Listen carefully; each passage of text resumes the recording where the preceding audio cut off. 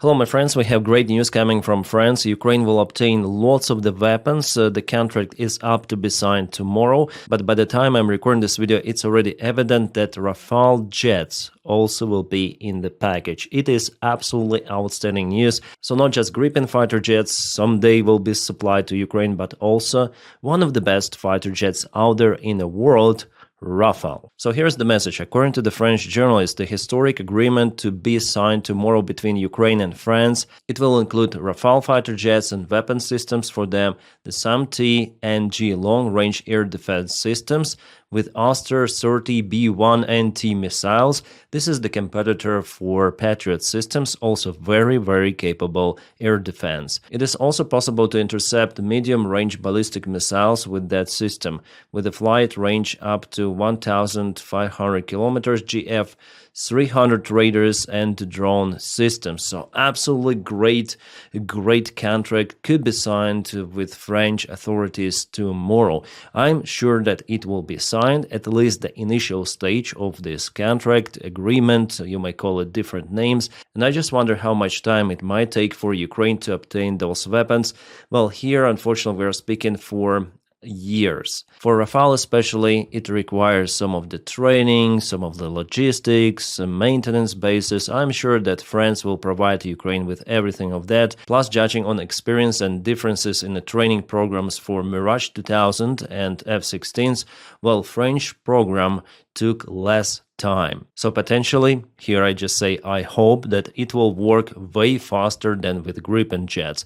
We know that Rafale is in production.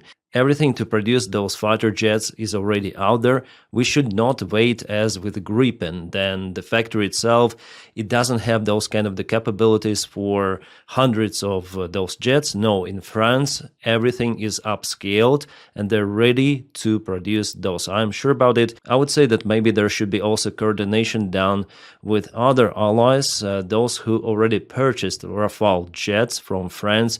Maybe they may postpone the delivery for some countries, especially the countries which are not affected by war, or maybe there is no perspective for war to erupt in their particular region in the nearby future. So Ukraine should negotiate using also diplomacy together with France. And yeah, I wish I had access to this facility and not showing the secrets of the production, but at least to the fighter jet itself, to film, to tell about it, story, specs, and why this fighter jet is so unique and so outstanding. And you know, this video was shared, I think, more than a year ago. It shows Ukrainian pilots on training in France. Let's watch this one. At this airbase in the south of France, Ukrainian soldiers are training to become fighter pilots.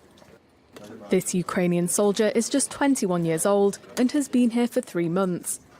He's about to fly with a French instructor in this Alpha jet, identical to those in France's fleet. So by the time we all been told that, okay, our guys are being trained from the very beginning, young, talented boys, and I know what I'm talking about because during the COVID crisis, then I wasn't flying in commercial aviation, I went to the air club, and we had students from the Kharkiv State Flight Academy who flown small aircraft, so it was their beginning of the training, the first year of training. So already they got some of the practice, and we flown together on a small piston engine airplane, but I was mostly ground instructor for theory for them. And guys, those pilots, they know way more than I knew then I was a student at their age.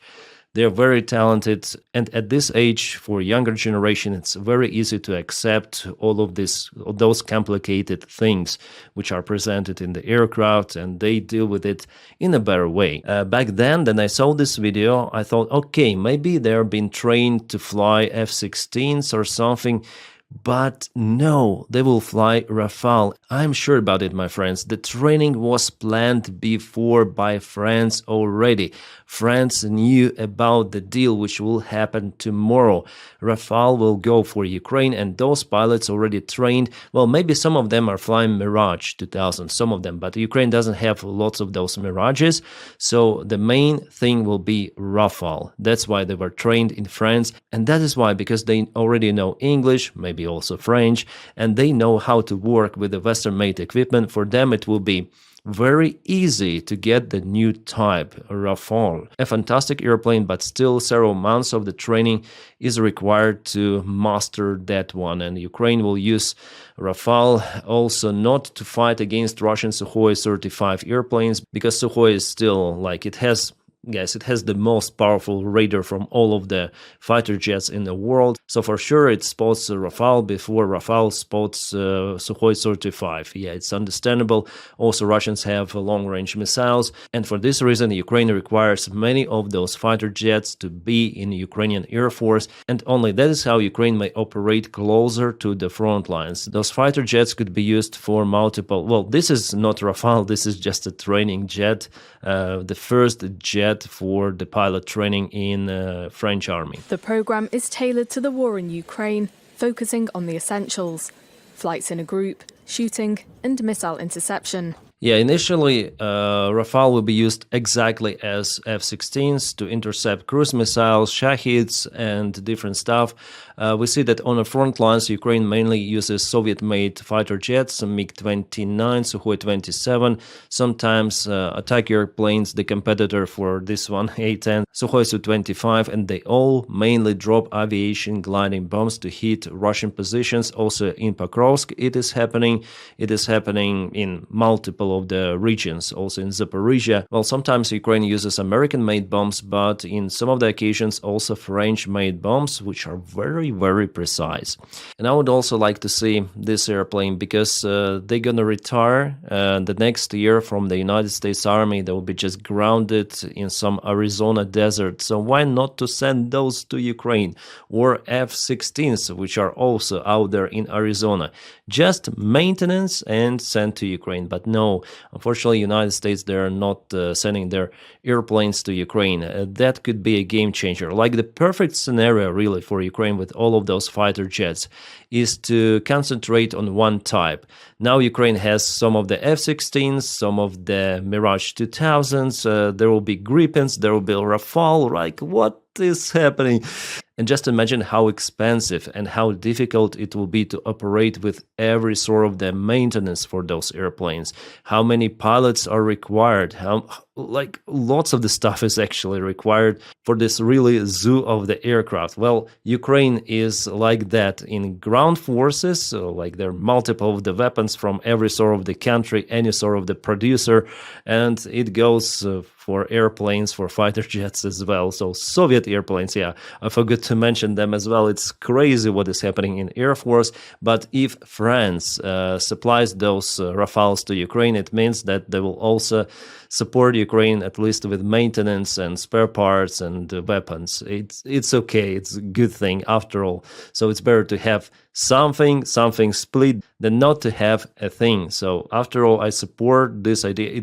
It is a great fighter jet, and Ukraine is very lucky to operate those. Ukraine will be number 10 country that obtains those fighter jets. Yes, obviously with the help of Rafale, Ukraine will not destroy the entire Russian army or something like that, but it's one more tool, yes, one more tool which Ukraine could use to defend itself. It's not a Wunderwaffe or something. That is what before was accepted as some sort of the wow weapon. Then in 2023 we spoke about Bradleys, Leopard tanks, Abrams tanks. All of that is burning under the drone strikes as Russian-made or Soviet-made tanks. It is pretty much evident. So the idea how to use this equipment properly, that's the way out for Ukraine. And again, I'm calling for reforms in Ukrainian army, for command evolution. Let's not call it change of command. I'll call it command evolution, all right? Without Syrsky, it's better. So in that case, Ukraine may handle the defense for a very long time. And I'm sure that after the Putin's regime collapse, Ukraine has the chance to return back all of the territories. But for that, of course, there should be some of the events happening in Russia. Interesting events. There's going to be not update from Ukraine, but updates from Russia. Then there will be some of the confrontation. Well, hopefully one day we see it. Meanwhile, let's watch this one.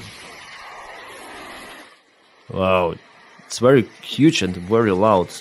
I reduced the volume for you. Those are the missiles.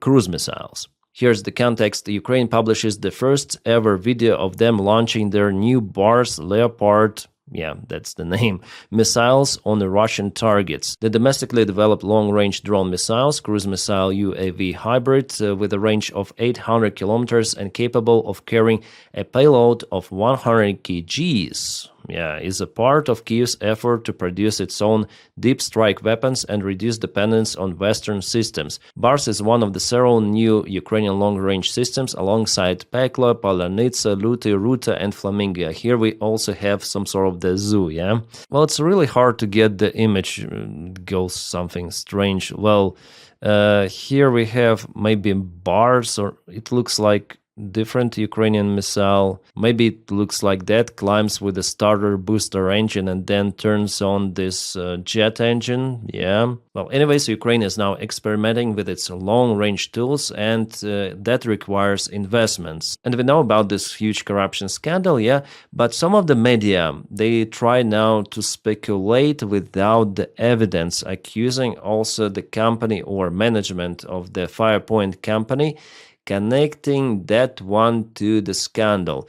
Well, for now, at this moment, we don't have the proofs that something was wrong with the Firepoint company or is wrong. For example, there was an article published today on the Clash Report, also before New York Times posted some sort of the accusations around towards the company management, but still NABU doesn't provide any sort of the evidence about some sort of the corruption schemes around this producer of the weapons. So let's analyze what they write, because basically New York Times and Clash Report writes the same stuff.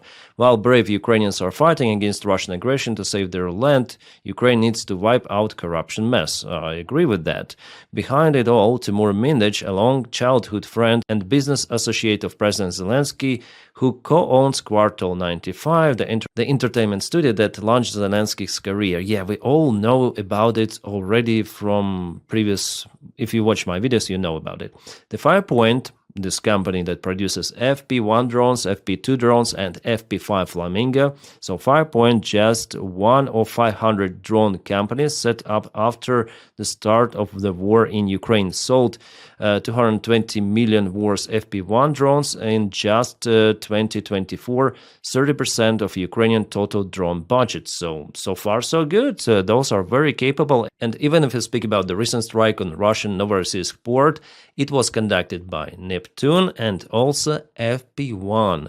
This huge kaboom of the Russian S-400 air defense systems happened because FP1 drones hit that Russian military base. So far so good. So they receive budget funds for the production of the drones and missiles. Its revenue surged from 4 million in 2023 to over 100 million in 2024, while its workforce expanded from 18 to 2,200 employees. So, okay, what's wrong about it? It's the promising company, especially in Ukraine. There was nothing associated to long-range weapons, and if you check out any sort of the drone production company, there will be the similar story. This one is just a little bigger than the average, yeah? In 2025, the firm secured $1 billion contract, funded through a Danish-led European initiative by Ukraine Ministry of Defense to produce the Flamingo missile. So even our European allies are involved from Denmark. And critics, who are the critics?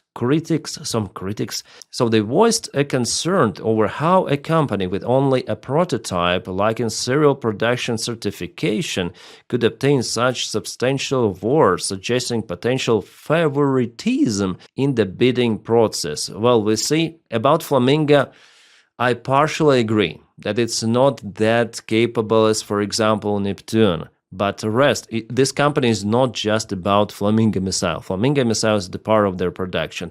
Here we speak about FP1 drones, FP2 drones, which are very freaking capable. They hit Russian air defense in Crimea.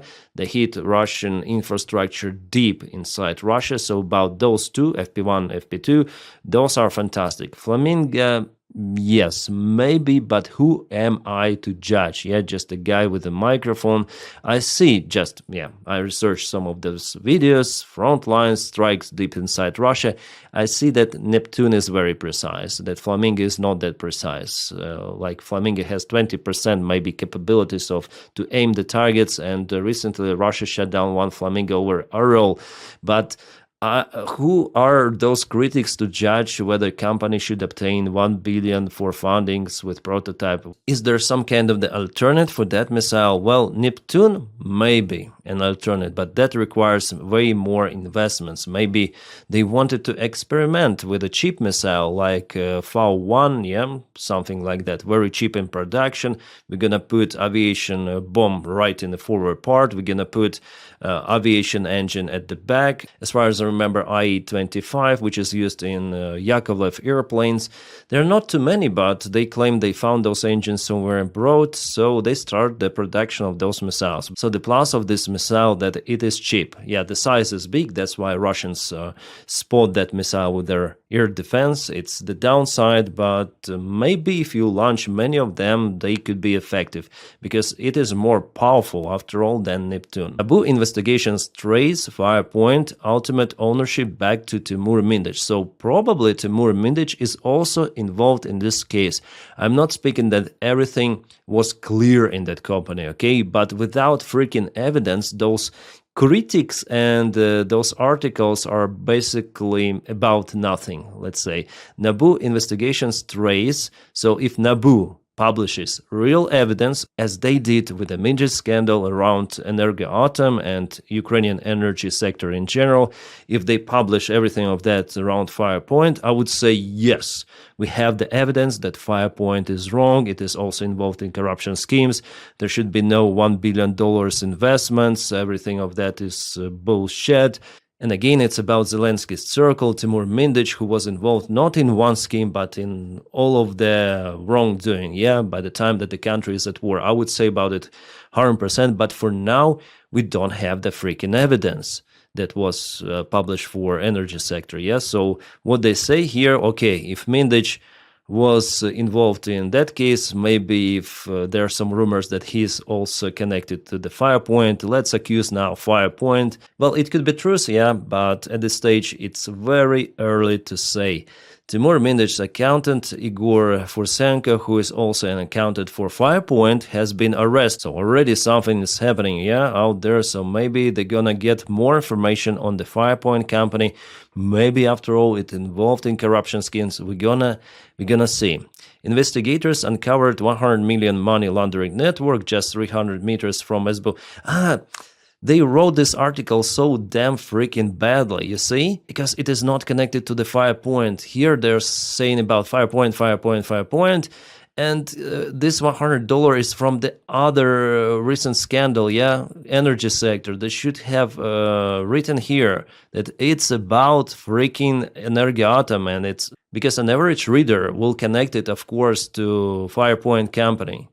It's written very badly here. It's the provocative, article. Zelensky promised to fight corruption in 2019. Yeah, those populist politicians, they promise everything, and Mindich is somewhere running. So for now, without any sort of the evidence, this article is just as we may understand it just as an assumption. Okay, so it's not evident that something was wrong in Firepoint, just some of the accusations from journalists, from those critics, analytics, give us the evidence from Nabu, and I'll be number one to tell about one more corruption scandal in Ukrainian military in this case. And Nabu is investigating Ukrainian military. They promised to release some of the files. We're gonna see, we're gonna understand, discover whatsoever, and I'm gonna publish the video about it. I also get the question of how do we know the evidence? Well, NABU, National Anti-Corruption Bureau of Ukraine, they have their own YouTube channel. You can go, Operation Midas, they publish 1, 2, 3, 4, 5 of the videos. Yeah, of course, in the court, they present way more evidence compared to YouTube channel, but here we may understand what it's all about. So we have all of the conversations written here, audio. So they put the bug in the office of Mindich. By the way, the office belonged to Derkach, the ex-Ukrainian MP, who is a traitor who was working for FSB, and now he is a senator of Russian Federation. And somehow $2 million from those $100 were sent to someone to Russia. Somehow, yes, it's all recorded, written here, and I watched already all of those videos. I read everything of that. Yeah, interesting. That's how, guys, I know what I'm talking about, but there is no word published about the Firepoint company so far. However, Naboo, and this is one of the detectives of Naboo, they say that, of course, there will be some investigations are ongoing in military sector of the country as well, because Zelensky's friends, including Timur Mindich, they were also involved in military sector. Also, Umerov, the ex-defense minister of Ukraine, is out there. It's gonna be kind of interesting. Well, for now, we have this kind of the scandal already in the military that Mindich bought some of the jackets, bulletproof jackets, or vests is better to call them. Well, they did not specify where he bought those, but he invested millions into the bulletproof vests, and later on he tried to sell them to Ukrainian Defense Ministry as Israeli-made vests. But Umerov officially mentioned that he didn't agree on the deal. Nevertheless, it seems like Mindich, after all, sold those vests to some of the private firm that sent those vests to the front lines. It's something like that. So the corruption component here is he bought those for cheaper price and he tried to sell for the higher price, presenting them as some sort of the Israeli-made vests, which is bullshit. He wanted defense ministry, so the government of Ukraine, to pay for this extra. So it's the pure corruption. And we are just at the very beginning of this Midas phase of investigation. But again, Firepoint company is being investigated, yes, but for now there are no proofs published. We'll see everything, guys. I'm very happy that we have guys like NABU, the Special Anti-Corruption Prosecution Office. That's the difference between Ukraine and Russia, right? Yeah, it might sound regularly, but no one persecutes Putin's circle. And we know that corruption in Russia is very high, yeah? In Ukraine, it is possible to prosecute. NABU, they don't care even if president is involved, which is absolutely great. That is what we need. We need democracy with less corruption. Unfortunately, on the way, there could be many of those big corruption scandals, but without those, unfortunately, Ukraine cannot achieve the final result, reforms. Not just in the government, I think in the army there also should be reforms. There should be some sort of the stick for now at this beginning way, yeah? Stick like NABU, Anti-Corruption Prosecution Office and Court, to beat those politicians, corrupt officials, to kick them out sometimes, yeah? Or they live on their own without being persecuted, which is kind of sad. But nevertheless, I think Ukraine will manage it. Unfortunately, now there is the lack of trust between government and people because of those scandals, but we'll see how it goes in the coming few months or maybe few weeks. Что за аппарат? Сколько лошадей? 120-ки, да, Тась? Poor animals, once again, thanks to the channel Power Parks, they analyze all of those videos, shared privately sometimes in the private groups, they have somehow access. Again, donkeys are used by Russians on the front lines as supply delivery animals. Yeah, not vehicles, animals. Well, in this case, the cameraman says 120-ки. 120-ки means 120 millimeter mortar shells. So they operate not at the very front line, but for mortar, artillery, they may deliver some of the shells. So not exactly on the front lines. And just look at this mud here. And just imagine if it is rainy. Now it's kind of wet weather over there by the time it was taken. terrain. But even on motorcycle, it's gonna be hard to go through this road. Maybe just on all-terrain vehicle or using donkeys. If you're not in a hurry, donkey is the way out, because this soldier absolutely would be exhausted taking 120 millimeter mortar mines with him. By the way, cameraman was well, surprised, let's say, so it means that there are not many donkeys after all on the front lines, and he asked whether the donkey is okay, can they are they exhausted? And the Russian soldier answered that we are all exhausted. So that's the end of this video. And again, we may laugh, we may not laugh, but this donkey delivers devastating weapons to mortar, and later on it flies towards the Ukrainian army. So is it effective? Yes. The answer is yes. Does it look cringe? Also yes. But if it is working, it doesn't really matter how it looks like. Yeah, guys, this video goes from Rafale fighter jets to donkeys, but that is what we have, realities of the modern day war. My friends are gonna film the next update probably tomorrow morning. Thank you so much for watching my channel. Thank you so much for your kind support on Patreon and on membership of the channel. Because of your support, I'm capable to sustain my job filming videos every day. And please support me with the Patreon link in the video description just below, or press join button. I guess it's somewhere here. I wonder if I pointed out correctly. Well, for you, for your player, you will see everything. And if you don't have this opportunity to support me in that way, you may press your like to this video, press it, yes, and subscribe for the channel. By subscribing and liking the video, you also propel it to YouTube algorithms, I think it's correctly, and more people will watch it, which is good. All of the YouTubers like that, and me as well. The more views, the better it is for everything. My friends, I wish you all a peaceful sky wherever you are, and have a great time.